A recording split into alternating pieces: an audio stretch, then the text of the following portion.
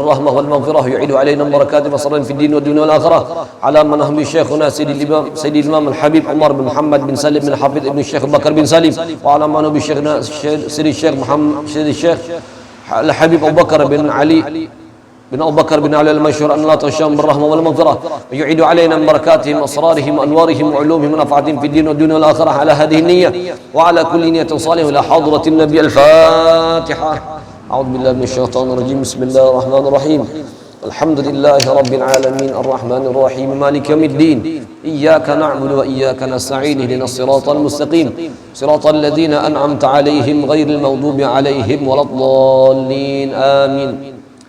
بسم الله الرحمن الرحيم. الحمد لله رب العالمين الحمد لله الذي جمعنا وإياكم بعد أداء فريضة من فرائض الله سبحانه وتعالى. الحمد لله الذي جمعنا وإياكم في هذا المجلس الذي قال عنه صلى الله عليه وآله وصحبه وسلم من سلك طريقا يلتمس فيه علما سهل الله له به طريقا إلى الجنة. اللهم صل وسلم على سيدنا محمد مفتاح باب رحمة الله عدد ما في علم الله صلاة وسلاما دائمين بدوام ملك الله وعلى آله وصحبه ومن والاه. أما بعد. Puji dan syukur kita haturkan kehadirat Allah Subhanahu wa taala yang dimana kita masih diizinkan oleh Allah untuk dapat menunaikan dan melaksanakan salah satu kewajiban yang telah Allah Subhanahu wa taala wajibkan kepada kita, yaitu kita dapat mengerjakan salat zuhur terlebih dalam keadaan berjamaah. Syukur pula kita haturkan kehadirat Allah Subhanahu wa taala karena lidah kita masih diizinkan oleh Allah Subhanahu wa taala untuk berzikir kepada Allah. Telinga kita masih diizinkan oleh Allah Subhanahu wa taala untuk mendengar akan kalimat-kalimat yang baik, kalimat-kalimat yang dengan kalimat tersebut orang-orang kita dapat meningkatkan keimanan dan ketakwaan kita kepada Allah Subhanahu wa taala. Masih dalam melanjutkan hadis yang disebutkan oleh Sayyidil Imam Al-Habib Umar bin Muhammad bin Salim bin Hafidh di dalam kitab beliau Mukhtarul Hadis Asy-Syarif sampai hadis yang ke-8. Ujar beliau mengatakan seperti yang dikatakan oleh baginda Muhammad sallallahu alaihi wasallam, qala Rasulullah sallallahu alaihi wa alihi wa sahbihi wasallam, baina kulli adzanaini salatun liman syaa. Rawahul Bukhari wa Muslim. Ini hadis merupakan salah satu induk sunnah baginda Muhammad sallallahu alaihi wasallam untuk kita mengerjakan salat sunat qabliyah atau salat sunat sebelum kita melakukan salat fardu, dinamakan dengan qabliyah.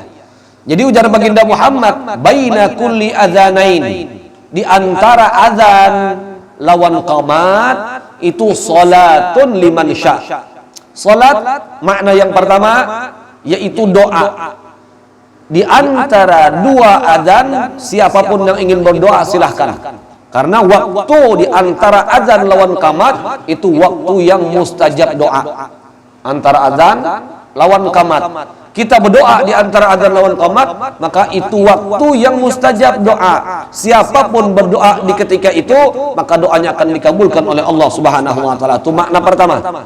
Makna kedua dari hadis itu dikatakan oleh para ulama, adzan dan iqamah. Di antara adzan lawan qamat itu ada salat yang kita sebut dengan salat qabliyah. Ada qabliyah zuhur, ada qabliyah asar, ada qabliyah maghrib, qabliyah isya, ada qabliyah subuh.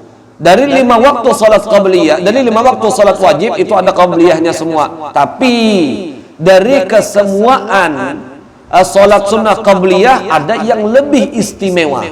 Hari ini ulun beristilah membawakan kitab yang dikarang oleh Sayyidil Imam Zakiyuddin Al-Hafidh Abdul Azim Ibn Abdul Qawi Al-Mundhiri rahimahullahu ta'ala. Ini beliau merangkum tentang solat qabliyah dan ba'diyah.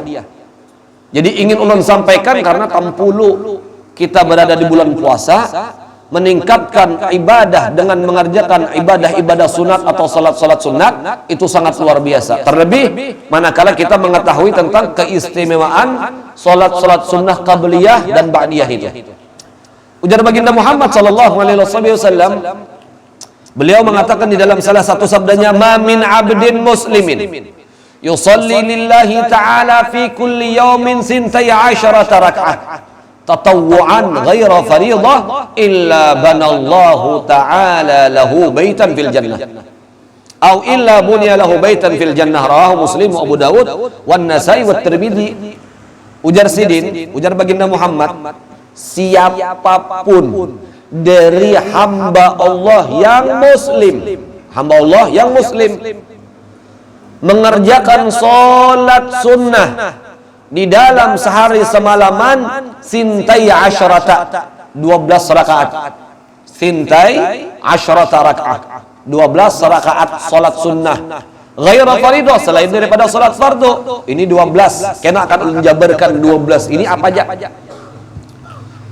Apa ganjaran pahala yang Allah Ta'ala siapkan, yang Allah Ta'ala berikan kepada orang yang mengerjakan salat sunnah 12 rakaat itu? Ujar baginda Muhammad, illa banallahu lahu baitan fil jannah. Orang tersebut akan dibangunkan satu rumah di surga. Satu rumah di surga. Ini 60 bulan puasa. Setiap hari kita kerjakan 12 rakaat, 12 rakaat, 12 rakaat, 12 rakaat. Sebulan 30 buting bisian rumah kita di surga. Asal mengerjakan 12 rakaat. Apa aja yang 12 rakaat itu? Nah, ini yang perlu kita dengarkan. Yang pertama, ujar Nabi disebutkan dalam hadis riwayat yang lain, arba'an qabla dhuhri, 4 sebelum zuhur. 4 sebelum. Tata caranya kena akan sebutkan seperti yang disebutkan oleh hadis Nabi Muhammad sallallahu alaihi wasallam. 4 rakaat sebelum zuhur. Wa raka'ataini ba'daha, 2 rakaat sesudah salat zuhur. 4 tambah 2 6. Wa raka'ataini ba'dal maghrib, 2 rakaat sesudah maghrib 8. Wa raka'ataini ba'dal isya, 2 rakaat sesudah salat isya. Wa raka'ataini qabla salatil ghadah, dan 2 rakaat sebelum salat subuh. Totalnya 12. Dapat diingatlah. 4 sebelum zuhur, 2 sesudah zuhur, 2 sesudah maghrib, 2 sesudah isya, 2 sebelum subuh. Totalnya 12. Itu riwayat yang pertama yang mengatakan yang dimaksud 12 rakaat itu tadi yang ini. Yang pertama. Yang kedua, pendapat yang kedua. Pendapat yang kedua ini mengatakan 4 sebelum zuhur. 4 sebelum zuhur. 2 sesudah zuhur 6. 2 sebelum asar. 2 sesudah maghrib. 2 sebelum subuh. Imbah isyanya ada nih. Riwayat yang kedua, imbah isyanya ada disebutkan. Sebelum zuhur 4, sesudah zuhur 2, sebelum asar 2, sesudah maghrib 2, sebelum subuh 2. Totalnya 12. Itu riwayat yang kedua. Riwayat yang ketiga, ujar baginda Muhammad, 2 sebelum zuhur. Tadi 4 kata sebelum zuhur, ini 2. 2 sebelum zuhur. Kemudian 2 sesudah zuhur. Ini nyaman nih ingat ini 2 aja. 2 sebelum asar. 2 sesudah maghrib. Berapa sudah paman? 8. Paman hitung memang. 8 sudah. 2 sesudah isya. 10. 2 sebelum subuh. 12. Nah, ini nyaman nih 2. Yang letak riwayat pertama lawan riwayat kedua tadi itu ada perbedaan sebelum asar lawan sesudah isya. Nah, riwayat yang terakhir yang ketiga 2 sampai 12 rakaat. 12 rakaat dalam sehari semalam kita gawi, maka banallahu lahu baitan fil jannah, akan dibangunkan satu rumah di surga. Mudahan kawat gawi kita. Ini 60 bulan puasa. 12 rakaat yang kita gawi di dalam setiap hari maka nilai ganjaran pahalanya berlipat ganda lagi. Ini 12 rakaat bukan satu rumah di surga, tapi banyak rumah yang akan disiapkan oleh Allah Ta'ala bagi orang yang mengerjakan 12 rakaat ini setiap harinya di dalam bulan Ramadan. Itu. Jadi, ya mudahan kita kalau menggawi. Ada qabliyah, ada ba'diyah. Ada qabliyah, ada ba'diyah. Kalau kita hendak secara keseluruhan, ini ulun totalkan dulu secara keseluruhan, karena hanya hadis-hadis yang mengenai tentang masing-masing kelebihan-kelebihannya. 2 sebelum subuh, 4 sebelum zuhur, 4 sesudah zuhur. Berapa sudah? 10. 4 sebelum asar, 14. Napa? 2 sebelum maghrib, 16. 2 sesudah maghrib, berapa? 18. 2 sebelum isya, 2 sesudah isya, totalnya ada 24. Kalau kita kawat tegawi dengan 24 ini luar biasa. Allah menciptakan di dalam satu hari berapa jam? 24 jam. Kita menggawi 24 rakaat itu menutupi kekurangan sejam yang telah kita lewati. Oleh karenanya sangat bagus mengerjakan qabliyah dan ba'diyah itu kalau kau yang 24 tuh kalau kau. Nah, kalau hendak tambahi lagi karena ada hadis-hadisnya akan ulun sebutkan setelah ini. Jadi itu totalnya. Nah, 12 itu yang standar. 24 itu yang sempurna tapi masih belum maksimal. Ada sempurna belum maksimal dan ada sempurna maksimal. Kan akan kita sebutkan. Yang pertama 2 rakaat sebelum salat subuh. Ujar baginda Muhammad sallallahu alaihi wasallam, "Raka'atul fajri khairun minad dunya wa ma fiha." 2 rakaat yang kita gawi sebelum salat subuh itu lebih baik daripada dunia dan seisi-isinya. Oleh karenanya ujar para ulama, apakah kalian mengetahui siapa orang paling kaya di dunia ini? Adalah mereka orang-orang yang setiap hari kawa menggawi qabliyah subuh 2 rakaat itu orang yang paling sugih. Hakikat orang yang paling sugih adalah orang yang kawa menggawi qabliyah subuh 2 rakaat setiap harinya. Berarti kita untung ya kan, sekalipun harta kita pas-pasan, tapi kita kawat tegawi 2 rakaat sebelum subuh, 2 rakaat sebelum subuh, 2 rakaat sebelum subuh, khairun, lebih baik daripada dunia wa ma fiha dan seisi-isinya. Mudahan kita kawat tegawi. Insyaallah kalau nang tuha-tuha kawatnya tegawi, tapi kita tinggal memotivasi kekanakan kita. Terkadang kekanakan kita ini Masya Allah, orang adzan, orang kamatnya hanya dia masuk ke dalam langgar. Babilanya mau qabliyah, yang kata qabliyah subuh, kan mudah-mudahan yang mendengar amalkan dengan apa yang telah ia dengarkan tersebut. Itu 2 rakaat sebelum subuh. Kemudian 2 rakaat sebelum subuh ini adalah di antara salat sunnah yang kada pernah ditinggalkan oleh baginda Muhammad sallallahu alaihi wasallam. Dan di sini disebutkan riwayatnya, kalau orang kita, para ulama kita mengajarkan 2 rakaat qabliyah zuhur itu, 2 rakaat qabliyah subuh itu kita dianjurkan membaca 2 alam. 2 alam apa? Alam nusyrah lawan alam tarakai.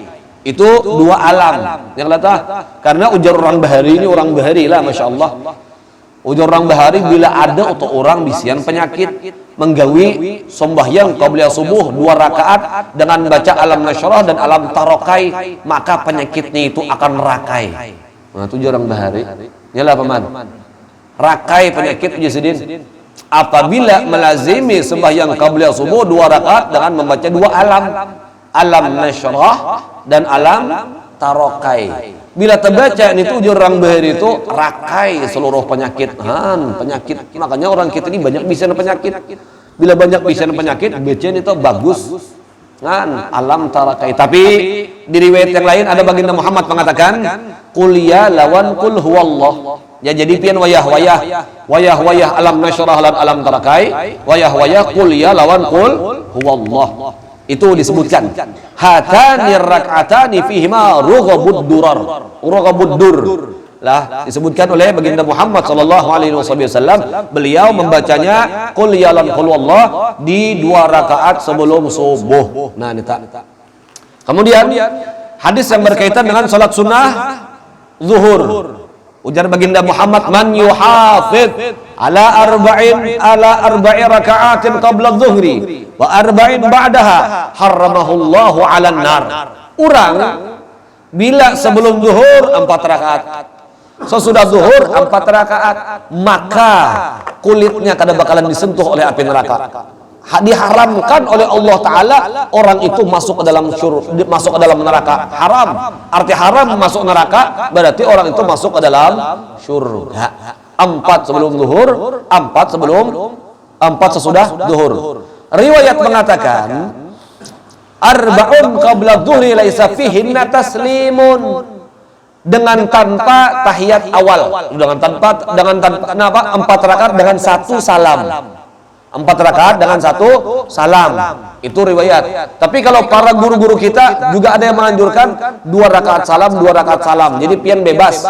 Hendak menggawi 4 rakaat sekali salam boleh. 4 rakaat sekali salam itu karena tahiyat awal. Imbah 2 rakaat langsung berdiri. Nah, imbah 2 rakaat langsung berdiri. Rakaat ketiga dan keempat pian sambung. Kalau nang 2 rakaat salam itu pun boleh. Lah jadi 2 riwayat itu diriwayatkan, ada riwayatnya. Lah lawan sunnah qabliyah zuhur ini sangat-sangat luar biasa. Nabi Muhammad tuh kada pernah beliau meninggalkan dengan qabliyah zuhur. Karena apa? Ujar baginda Muhammad sallallahu alaihi wasallam, innaha sa'atun tuftahu fiha abwabus sama. Dulu pernah ulun sampaikan, entah di sini kah atau di majelis kah kadang amal ibadah, seluruh amal yang kita gawi ada yang diangkat tahunan, nisfu Sya'ban. Ada yang diangkat mingguan, Senin Kamis. Ada yang diangkat harian. Jangan ujar orang begawi itu kenapa ada laporan harian, laporan mingguan, ada laporan tahunan, laporan bulanan enggak ada. Harian, mingguan, lawan tahunan. Ternyata sebelum zuhur itu adalah waktu yang dimana amal kita selama 1 hari diangkat. Tuftahu abwabus sama, dibukakan pintu langit. Ujar baginda Muhammad sallallahu alaihi wasallam, fa uhibbu an yas'ada li fiha amalun salih. Dan aku suka, ujar baginda Muhammad, manakala amalku diangkat sementara aku menggawi gawian yang baik atau gawian ibadah. Makanya qabliyah zuhur kada pernah ditinggalkan oleh baginda Muhammad sallallahu alaihi wasallam. Karena itu kenapa jadi waktu sebelum zuhur itu sudah dibukakan pintu langit? Karena antara zuhur lawan asar itu para malaikat ganti bejaga. Malaikat itu ada tugas tentang menjaga siang, ada tugasnya menjaga malam. Yang tugasnya menjaga siang dari napa? Dari asar sampai napa? Oh seharianan lah, bukan bestip. Nah, karena ketika itu malaikat karena ada malaikat malam dan ada malaikat siang. Malaikat malam yang sudah menjaga malam itu waktunya berganti sip. Malaikat yang siang datang pulang. Nah jadi gonta-ganti para malaikat Allah Subhanahu wa taala di dalam 1 hari ini. Dan waktu itu waktu dibukakan pintu-pintu langit oleh Allah Subhanahu wa taala. Tuh qabliyah zuhur lawan ba'diyah zuhur. Terutama benar qabliyah zuhur. Karena ujar baginda Muhammad, ka'annama tahajjada bihinna min lailatih. Orang yang menggawi qabliyah zuhur 4 rakaat, seakan-akan orang itu beribadah tahajud di malam harinya. Nah, itu keistimewaannya pula. 4 rakaat sebelum zuhur, makanya itu dijaga benar bagi orang-orang kita nih. Yang latah menjaga kita dengan 4 rakaat sebelum zuhur dan 4 rakaat sesudah zuhur. Kemudian ujar baginda Muhammad rahimallahu mura'an shalla qabla al-'asri arba'an. Allah merahmati akan setiap hamba-hambanya yang mengerjakan salat qabliyah asar 4 rakaat. 4 rakaat sebelum asar ini sangat dianjurkan pula. Tapi 4 rakaat ini pahalanya, ganjaran pahalanya akan dirahmati oleh Allah Ta'ala setiap orang yang mengerjakannya. Di riwayat yang lain mengatakan di sini bahwa Man hafadha ala arba'i raka'atin qabla asri banallahu lahu baitan fil jannah. Siapa yang mengerjakan salat qabliyah asar 4 rakaat, Allah bangunkan rumah di surga. Jadi banyak pian sebenarnya hadis-hadis yang mengatakan tentang siapa orang melakukan satu ibadah, maka dengan sebab itu dibangunkan rumah di surga, dibangunkan rumah di surga, dibangunkan rumah di surga. Di antaranya riwayat 4 rakaat sebelum asar pun juga seperti itu. Kemudian qabliyah maghrib. Nah, qabliyah maghrib ini kalau para ulama kita itu sangat jarang sekali mengerjakannya. Para habaib kita pun di Hadramaut sangat jarang mengerjakan qabliyah zuhur, qabliyah maghrib. Sangat jarang para ulama-ulama kita. Nah, kalau masuk pun yang kata ketika orang azan maghrib kada mengerjakan di sini salat qabliyah itu kada. Imbah tuh langsung bersiap untuk mengerjakan salat maghrib. Nah, kayak itu tuh kebanyakannya. Tapi kalau kita hendak mengerjakannya kada apa-apa gawi. Mula karena itu hadis mutlak yang dikatakan oleh Nabi tadi, antara azan lawan qomat salat bagi siapapun yang ingin mengerjakannya. Nah, di situ hadis mutlaknya yang letak. Jadi ba'diyah maghrib berapa rakaat? 2 yang minimal. 2 tuh minimal. Yang sempurna ujar baginda Muhammad, man shalla ba'dal maghribi 6 raka'atin lam yatakallam fiha bainahunna bisu' udilna bi'ibadati 12 sanah. Siapa orang mengerjakan salat 6 rakaat sesudah maghrib dengan tanpa berbicara di antara salat maghrib dan 6 rakaat tadi itu kada berpender-penderan dan kada bermanfaat. Berzikir boleh, penderan yang bermanfaat boleh, asalkan bukan penderan dunia. Udilna bi'ibadati 12 sanah. Kita mengerjakan 6 rakaat sebelum sesudah maghrib, maka kita seakan-akan beribadah selama 12 tahun. 12 tahun kan bayangkan, 10 hari aja kita beribadah 6 rakaat, 12 kali 10 berapa? 120. 100 hari kita mengerjakan, kalikan sama dengan 1200. Makanya luar biasa tuh umat Nabi Muhammad nih. Nah, ulun ketika datang perguruan kami, Syekh Muhammad Hasan Al-Aulaqi, beliau ketika kami di Yaman menghatiakan lawan 6 rakaat sesudah maghrib nih, jangan sampai ketinggalan ujar sidin. 6 rakaat. Setumat jauh ujar sidin kada sampai 10 menit 6 rakaat kalian kerjakan, pahala 12 tahun kalian dapatkan. Jadi ujar sidin jangan sampai kalian tinggalkan. Pas sidin dulu tuh datang ke Banjar. Yang kata imbah sembahyang maghrib, berjamaah maghrib lawan sidin. Imbah sembahyang maghrib 2 rakaat kami santai, sidin mengerjakan terus 6 rakaat. Tuntung sidin salam 6 rakaat, ujar sidin, kam shallaitu, berapa rakaat salat ujar sidin? 2 isya, tambahi lagi. Tuntung akan sampai 6. Itu guru kita saking menjaganya lawan para murid agar 6 rakaat sesudah maghrib itu terkerjakan atau terlaksana. Kita nang pina pengoler ini barang wayah ada apa?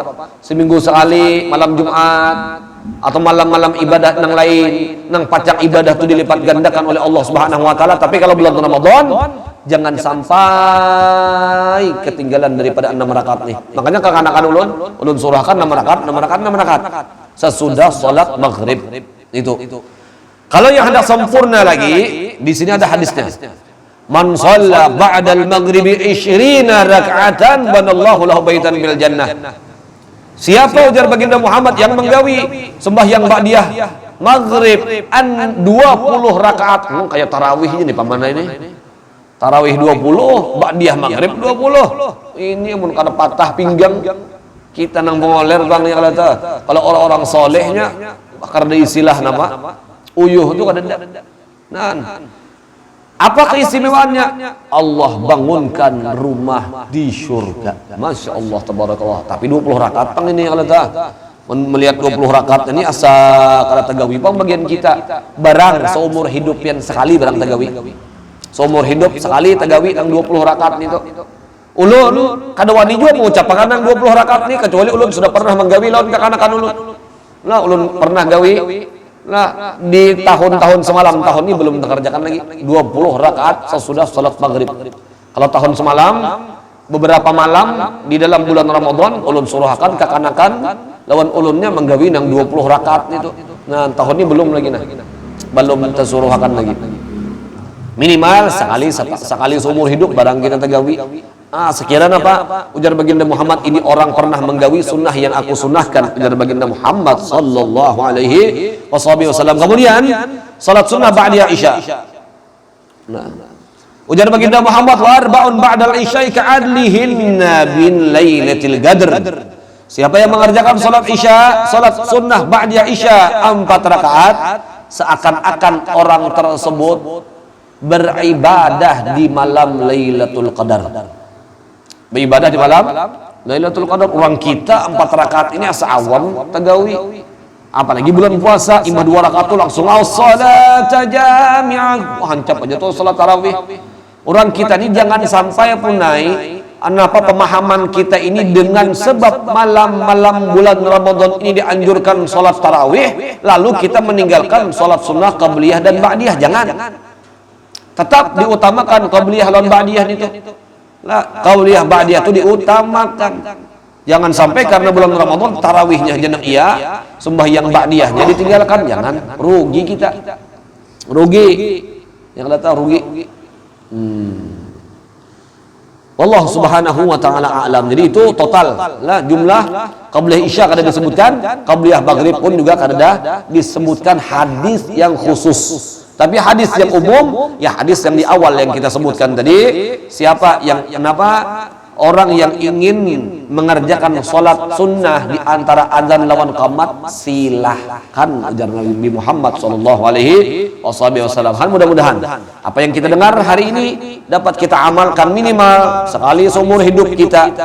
Mudah-mudahan kita dapat kerjakan minimal 12 rakaat dalam sehari itu barang. Agar orang-orang kita di dalam setiap hari membangun rumah di dalam syurganya Allah subhanahu wa ta'ala. Mudah-mudahan hadis-hadis yang kita dengarkan hari ini menjadi sebab memotivasi kita untuk dapat meningkatkan ibadah-ibadah sunnah, terlebih manakala kita berada di bulan Ramadan. Jangan sampai ibadah di bulan Ramadan ini seadanya. Kalau kita tingkatkan ibadah kita di bulan Ramadan ini, mudah-mudahan kita diberikan kesempatan oleh Allah untuk meningkatkan ibadah kita kepada Allah Subhanahu wa taala, diberikan umur yang panjang dalam keadaan sehat wal afiat, fi khairin wa lutfin wa afiyah bi sirril Fatihah. A'udzubillahi minasyaitonir rajim. Bismillahirrahmanirrahim. Alhamdulillahi rabbil alamin arrahmanir rahim maliki yaumiddin iyyaka na'budu wa iyyaka nasta'in ihdinas siratal mustaqim siratal ladzina an'amta 'alaihim ghairil maghdubi 'alaihim waladdallin amin.